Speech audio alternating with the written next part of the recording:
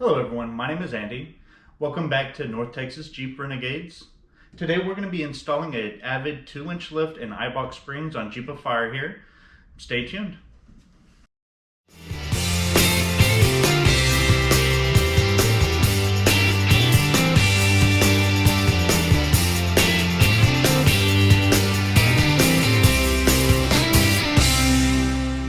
Alright, so first you're going to pop the hood on your car. And we're going to remove the clips for the cowl over your windshield wipers. There's going to be 5 clips, and then you need to remove the 2 nuts for the windshield wiper arms. You got a clip here on this side. You have 3 clips in the front, one here, one here, one on the other side, and then your clip in the back. After that, you'll remove the caps for your windshield wiper arms and use a 17mm socket to remove the nuts.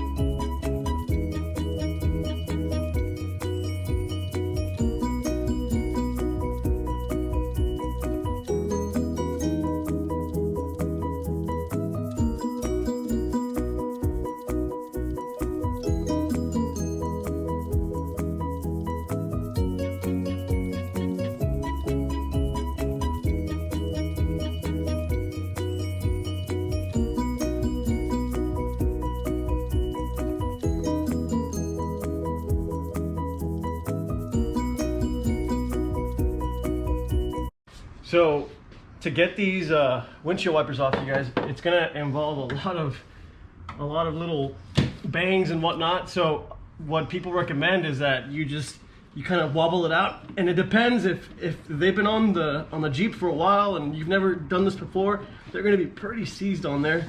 So if this alone is not working, I actually brought some tools, some persuasion tools. So what you'll want to do is you're going to want to put the nut back on, and what you're going to want to do is get it flush so that you're not banging too hard on the actual threads, and you're just going to want to whack it as you're pulling the actual windshield wiper out. You're going to whack it in, and there we go. Now this is a polymer or a type of plastic, so it's not gonna cause any damage to the actual nut or the threads on here. And so you're gonna want to use something soft like this mallet here and not a hammer. And there we go. All right, you guys, so once you've removed both windshield wipers, you're gonna have to pull out towards you because it's actually clipped. The actual cowl is clipped under the windshield. So you'll just have to pull out like so, and just like that. Actually take it out. So a lot of people don't cover this, you guys, but if you're going to be jacking your car up, or specifically a Renegade, and then really this applies to any unibody car, you're going to have a little actual pinch seam down here that you're supposed to jack from, and then you also have an indicator right here that this is a jack location. So you put your jack behind here, and then you go up. So if you're using a standard floor jack like this one, be sure to get one of these rubber pucks so that you're not damaging your actual pinch seam, because you can bend this as you're jacking up on it. So real quick, I'll demonstrate real fast what this does. You can see that this is grooved and channeled. You're going to want to put that right in here alongside the pinch seam. Now I can't really see too well.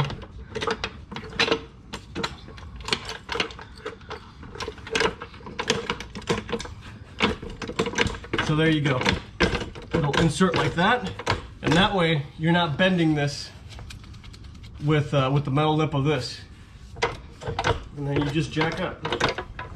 All right. Now, as far as where to place your jack stand, and please, I mean, if you're going to be doing any kind of work that involves lifting the vehicle, be sure you use a good high quality jack stand, you guys. And you're going to want to put it here in the subframe.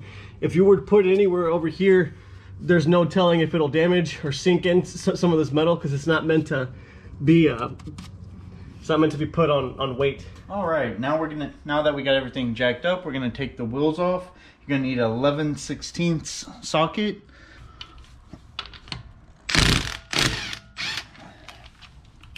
And then the rest.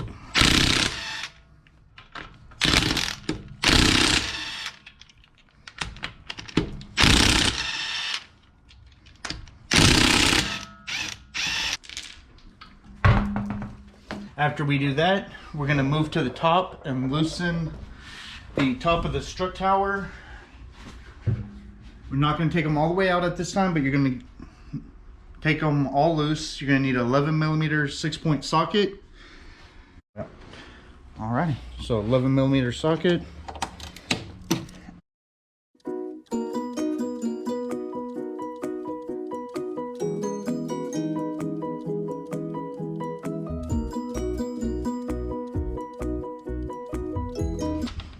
So you don't want to take them all the way out. You just want to give it a little bit of play, so when you get down to the bottom, it'll make it a little easier to take everything off down by the wheel. All right, guys. So first, we're going to be removing the tie rod, and for the tie rod, you're going to need a 17mm deep socket. Yep. And you're just going to do it like that. And then what you're going to want to do in order to get this off the actual spindle or the knuckle is you're going to want to get it flush with the top portion of the threading, like so, and then use a hammer and break that thing off. All right, y'all, so now we're going to be removing the sway bar, and just to get that nut off, we're going to you're going to need a 3/4 or 19mm socket. Now, if you don't have an impact, you will need a Torx bit to put in here, and you have to turn it with a wrench. All right, so we're using a 40mm Torx.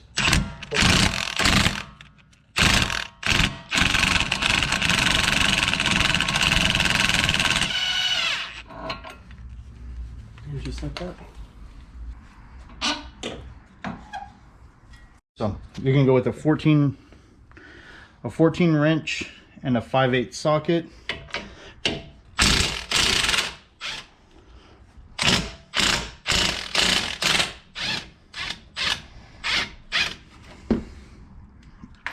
Before you pull that off, you need to take off your brake lines. The actual brake line, the sensor wire, that actually just pulls straight out. You want to just move that out of the way. You'll need either a pair of needle nose pliers or a pick to remove this spring. And you can just move that out of the way, and then it pulls straight out to the side. All right, now from here, just finish removing your bolts.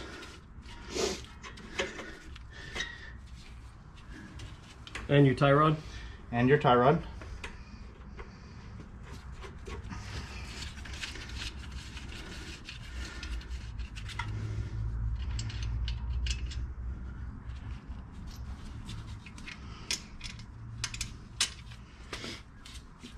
All right, before you take your last bolt out, you want to put a wheel, tire, something, so when this releases, it's going to drop and it won't put too much stress on your brake lines.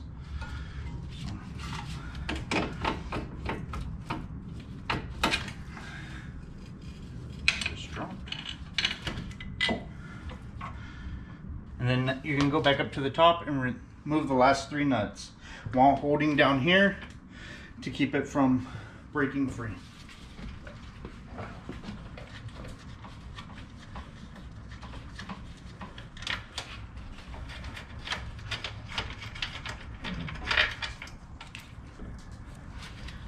And you just let it drop out.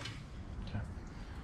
All right, you guys. So it's not a very popular thing to do, but what I would recommend, and we would recommend, especially if you're going to be doing a lift kit, is we've seen a lot of posts on the Facebook groups where people ruin their CV axles because they don't loosen their axle nuts whenever they start doing their lift kits.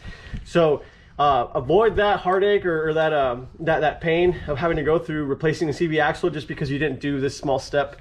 So what you're going to want to do is get a punch, and essentially there's tabs on the actual axle nut, and they just indents here, and all you're going to want to do is flatten those out. So I just use this punch right here to get them out.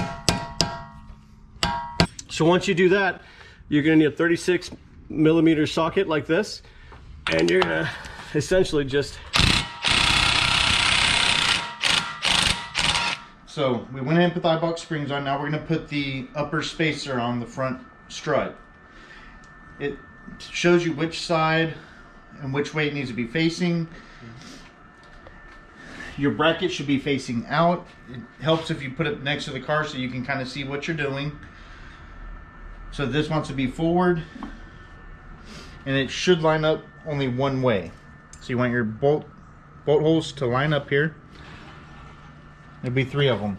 Now you're going to want to use the bolts that are supplied by AVID, and you're going to want to Loctite these.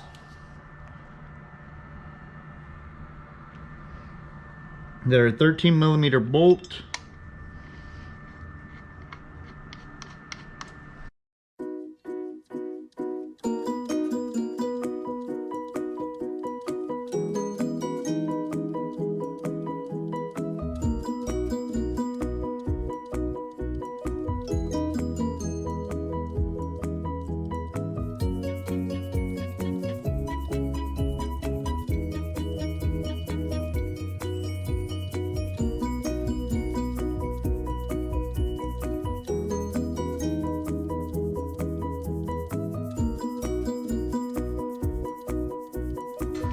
Alright, now from there, we're going to need to trim the back of the strut so it'll clear the CV axle. Whenever you go to trim, we're basically be trimming off the back lip right here. Just right across the back so it'll clear. Alright, so we're going to just use an angle grinder with the cutoff wheel to trim off the back lip.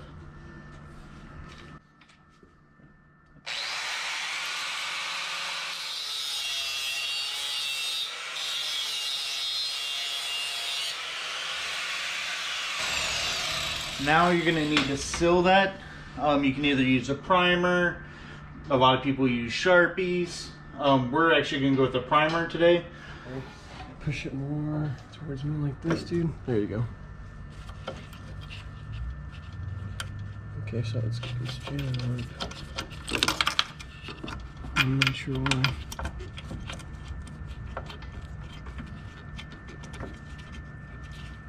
Okay. Yeah. Alright, yo. So essentially that's it. Alright, and you can let it go. So this is only hand tightened, you guys. We do have to come back in here, like I said, and torque everything down. We're gonna go ahead and start putting the Loctite. This was only just to get this thing set, and now we're going to go ahead and Loctite this in. Now that we got the top secured and Loctited, we're going to go ahead and install the bottom of the sway bar end link. Now on this, I do recommend using your factory nuts.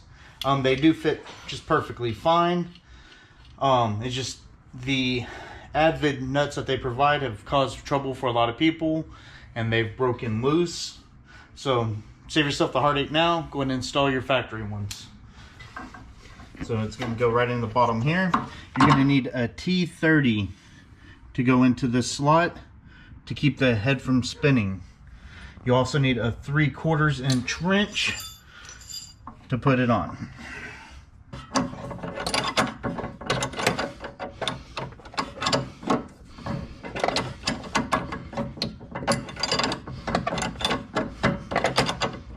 Alrighty, so now we're gonna put all this back together.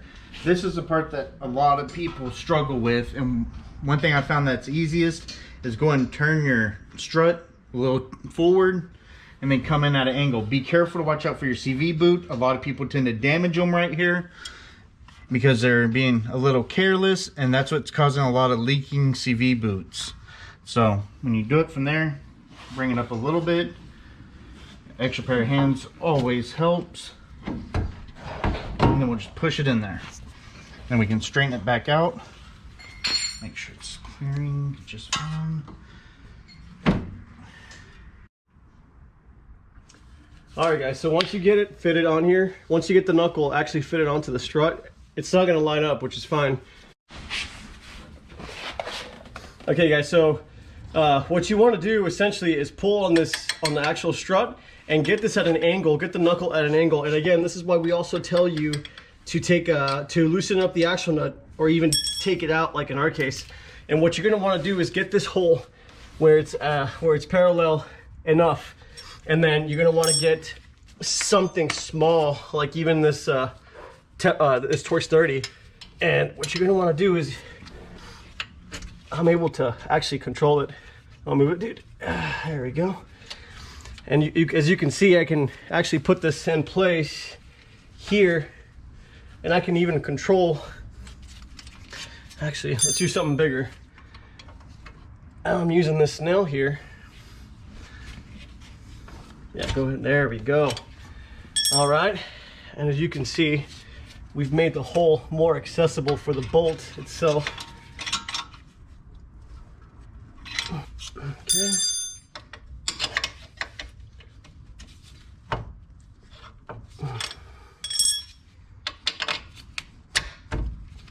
And as you can see, this went right in.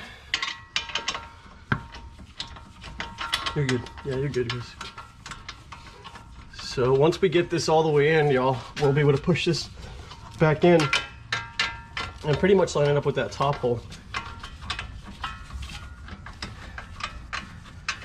Now, you're going to want to be extremely careful, because you will get extremely close to the CV boot. And there's always that possibility of you damaging or nicking the boot itself.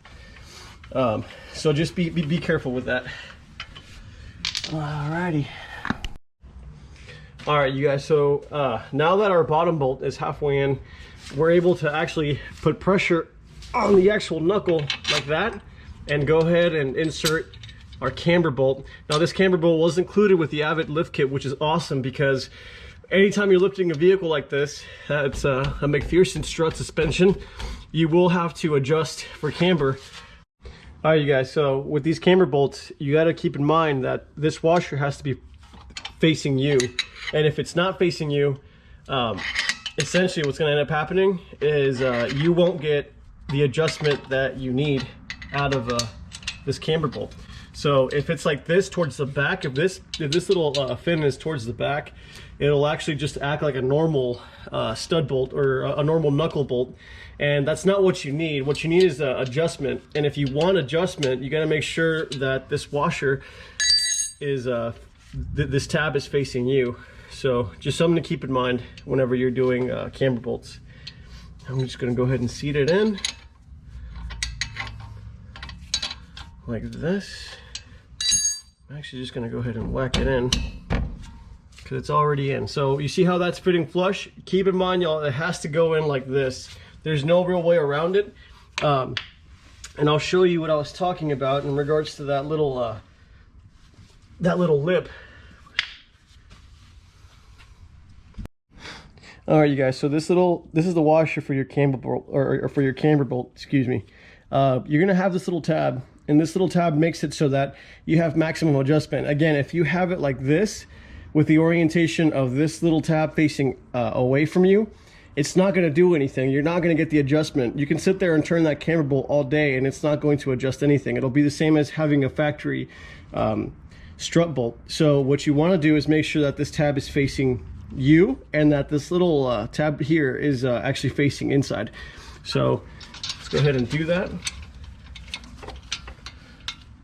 And if it doesn't want to move, there we go. So again, we want to make sure it's flush and that you don't squish that tab that's inside of the washer. And once that's in, we can actually fine tune and adjust that. So, but essentially that's it. Alrighty, so now that we got our camber bolt tight and all these bolts tight, we're going to retighten down the axle nut.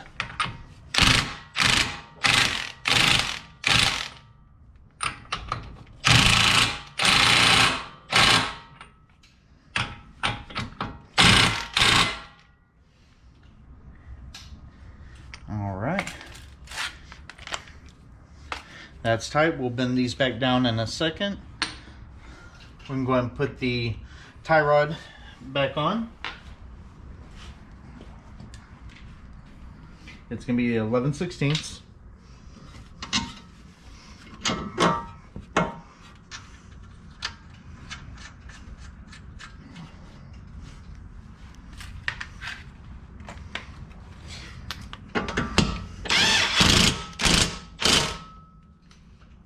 All right, and then we're going to go ahead and reinstall our brake lines.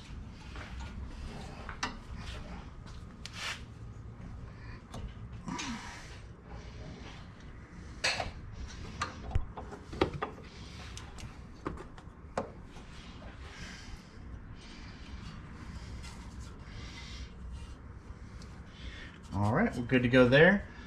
Now the next step, we're going to grab the jack, lift up this strut, compress it a little bit so we can get the sway bar back on. I'm gonna put it in my fat so I can hold it. Watch your hands. All right, now we're gonna use a jack to compress the strut so we can line up the sway bar end link. That's it. Remember to use your factory nuts.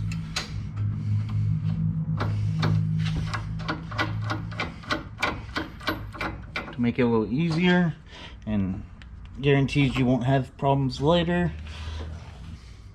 And we're using a 3/4. If it starts to spin, then you can just use your Torx 30 to keep it from spinning.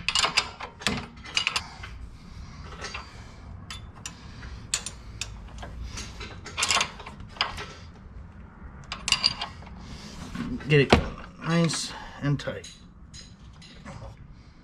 All that's left for this side is to put your wheel back on, and for the other side just repeat this process. Alrighty, next so we're going to be moving to the back now. We have to remove the fender liner in order to get to the charcoal canister and the upper strut. You'll need a Phillips and a 10mm to do that. You're going to have 3 screws right here on this side, Phillips heads. You have 1 screw on this side, and then you're going to have 4 10mm nuts. Got 1 here, 1 here, 1 here, and 1 up on this side. And 1 back here. And then 1 in the back, so you have 5. I think it's, where is it? Right here. Yep, right So there. we're gonna start taking this off.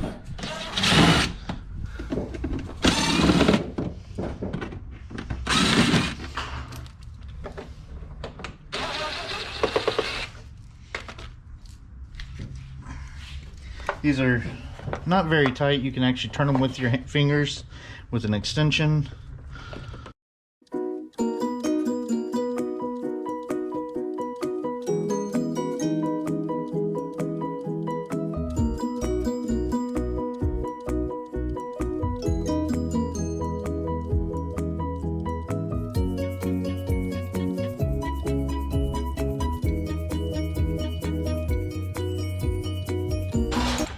After that, you're just gonna give it a little tug, pull it out.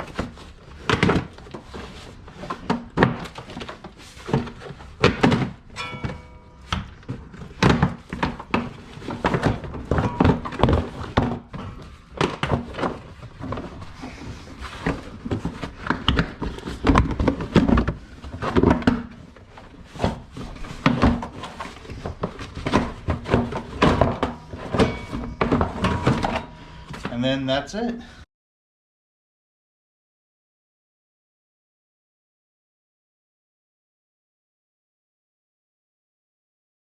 All right, so we're starting on the back. This is gonna be a little different. We've run out of light, but we're ready to get going again. We're gonna be removing the charcoal canister first. It's gonna have 3 10mm nuts. You have 2 at the bottom and 1 up here at the top, and we will get those taken off real quick. We will also be removing the connectors for the charcoal canister. It's just a little clip, and then the two hoses you push in on the couplers and you pull down.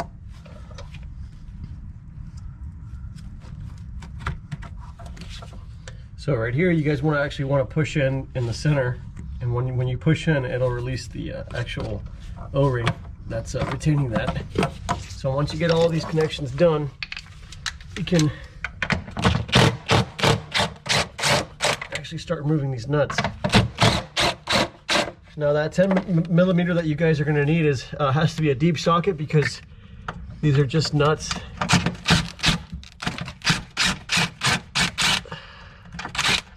There we go. All right, now that that's out of the way, just set it to the side for now. We will install the relocation kit at the end. All right, so we're gonna start by taking off the sway bar end link on the rear. It's gonna be a 3/4 inch wrench and a T40 Torx wrench. All right, once you have that off, you're just gonna swing it to the side. All right, so next we're gonna remove the brake lines. Just pull them out and move them out of the way.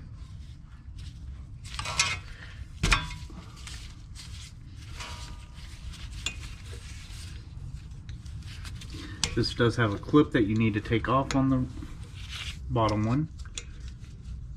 So use your needle nose or a pick, and you just slide it out.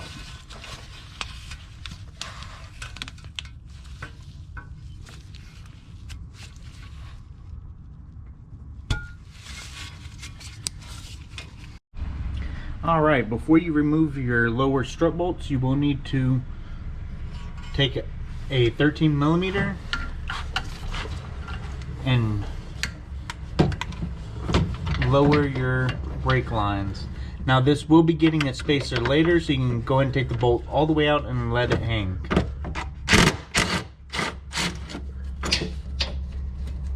And that'll give you more play. All right, next we're going to be taking off the lower strut bolts. You're going to need a 5/8 and a 14 millimeter.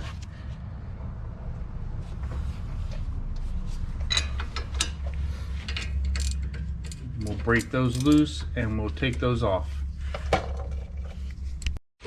So now we are going to remove the 3 upper strut nut bolts. You're going to need a 7/16.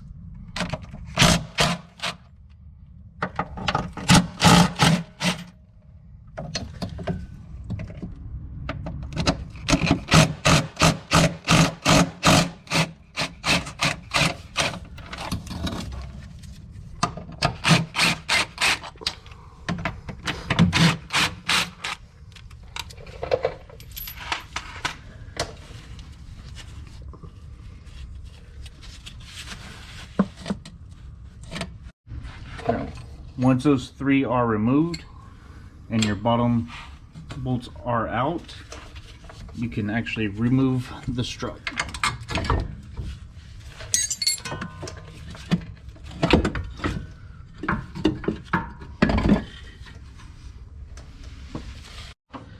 All right, so now we're going to remove the lower control arm.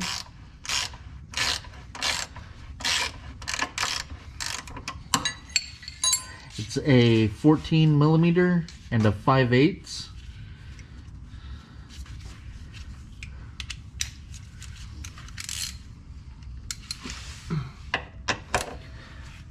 And then for your upper mount, that is a 7/16. Got 4 bolts.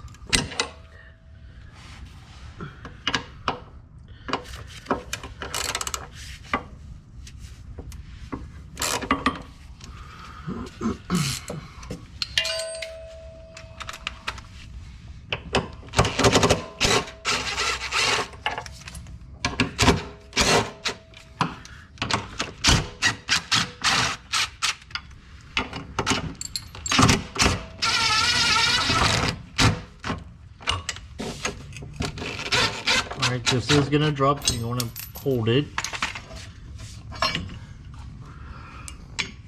All right, now you'll go down to the bottom. It's a 15 and a 14, or excuse me, a 14 millimeter and a 5/8 at the bottom. It'll be this bolt right here.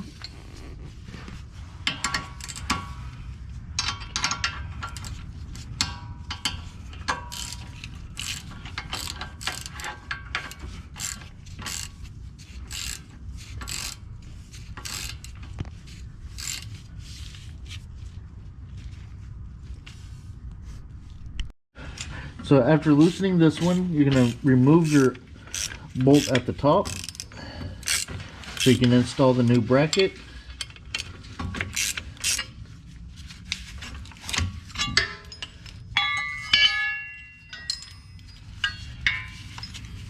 Alright, and on the new bracket, we're going to put it in the bottom hole.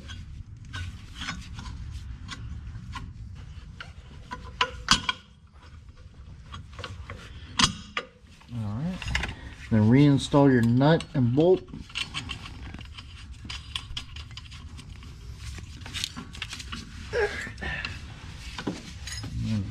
Chris, can I have you pick this up? Yes, you can. If you're doing this by yourself, you might want to put a jack under the rotor, or if you have somebody helping you, have them lift it so you can get it into place to get your bolts in.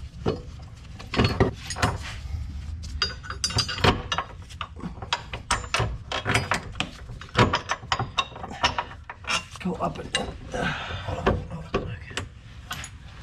There we go.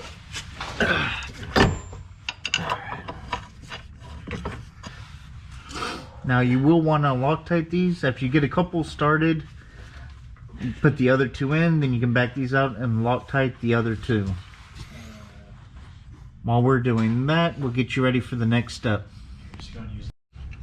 Alright, so the owner has decided not to drop the subframe, but I'm going to go ahead and show you where the spacers go. Your large puck spacer is for the subframe itself, and they go right here,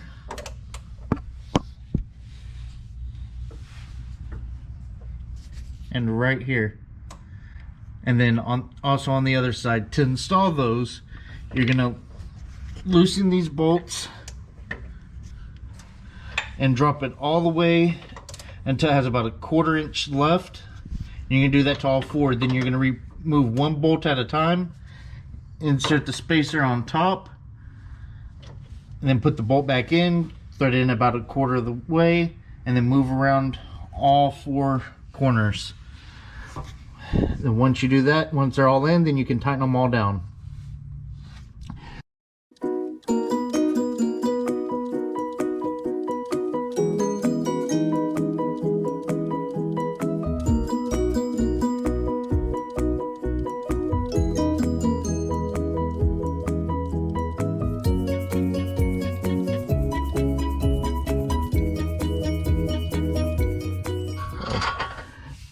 Now we're going to be replacing the trailing arm.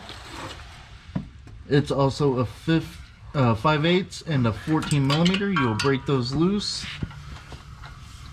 right here. And the other ones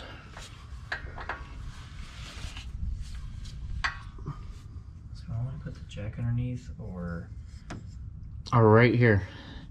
Once you break those loose, you can pull that out, and we'll show you the next step. I want to use the jack to hold it up. Alright, for ease of installing this, it always helps put a little bit of grease on the bushings to help it slide into the bracket easier. And then it's just gonna slide right in.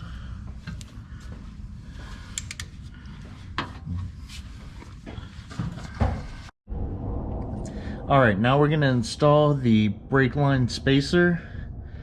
It goes right there. You just set the spacer in.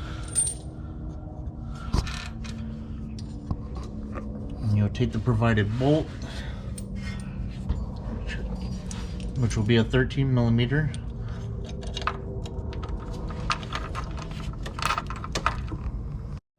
Alright, so now we're going to be installing the charcoal canister relocation kit.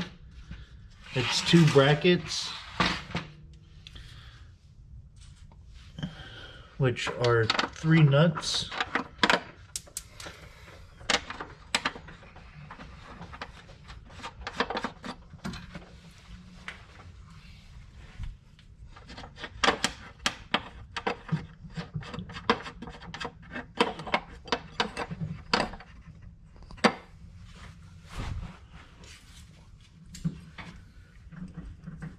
And then we got 1 at the top.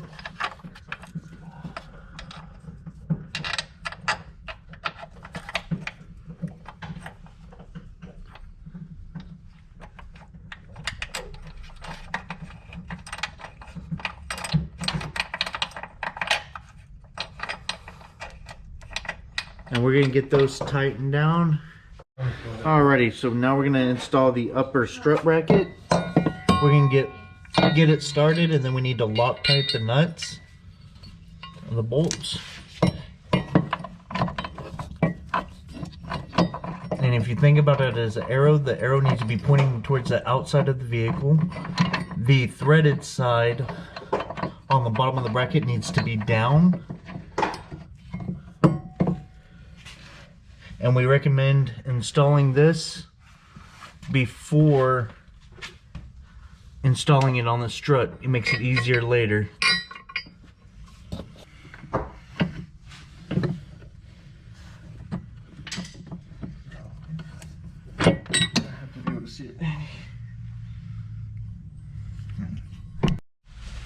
Alright, we were able to get the upper spacer installed.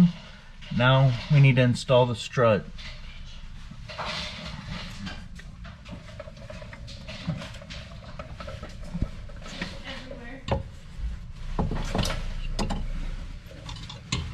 Just line up the holes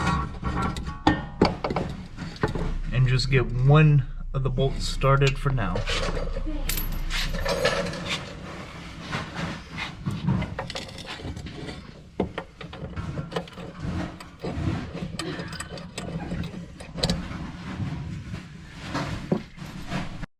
Alright, so after you get your first one started, now you're going to put Loctite and go ahead and run the other 2 in. And then we'll back up the front one.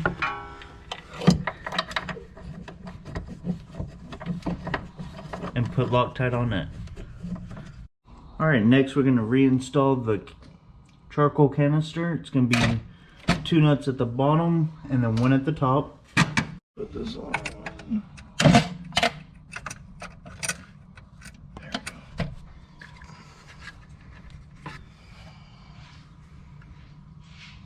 Once you get these tight, go ahead and install your lines. They just plug back in. You'll hear an audible click. And then go through and just make sure everything's tight. Plug in your upper plug and you're good to go. Alright, now we're gonna install the strut back on here. The back's a lot easier than the front. Just lift up from the bottom, line everything up and push it all together. Once you have that done, slide your bolts back in.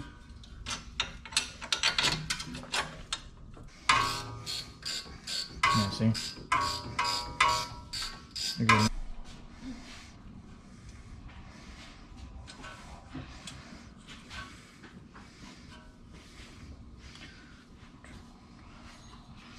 And again, it's just a 14 and a 5/8. Leave it a little loose so you can get your top bolt in. Again, this is a camber bolt we're putting in the top, so make sure your washers are all lined up.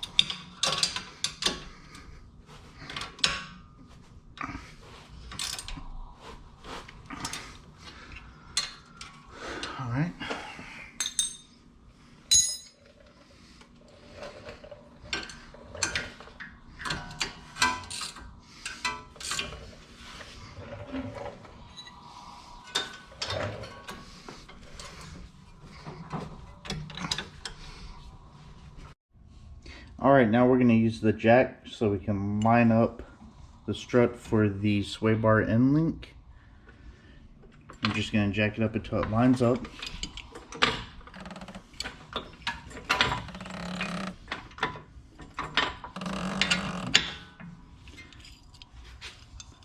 And put the nut on. Again, that's a 3/4.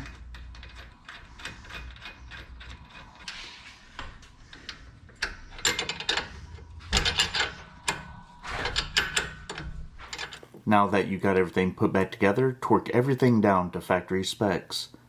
Put your rear fender liner and front fender liners back in, then take your Jeep down and get it aligned.